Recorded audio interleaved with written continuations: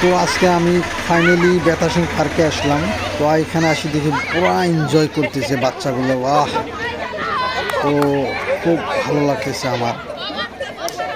তো আমি ভাবতেছি আগে কেন আসিনি।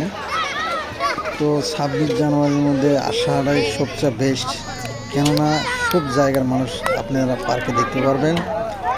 এই জায়গায় বাচ্চাগুলো খুব সুন্দর করে খেলতেছে। আমি করি ভাই, বাচ্চাদেরকে নিয়ে আসবেন, তেনারা এখানে এনজয় খুব সুন্দরভাবে করবে। খুব খেলার মতন, মস্তি করার মতন জিনিস সাজানো আছে এই জায়গায়। তো আমি আশা করি আপনারা যদি পার্কে আসেন তো বাচ্চাদেরকে নিয়ে আসবেন। এই যে এই জায়গার মেয়ে ছেলে সব বাইরে থেকে আসা, তিনারা এখানে এনজয় করতেছে।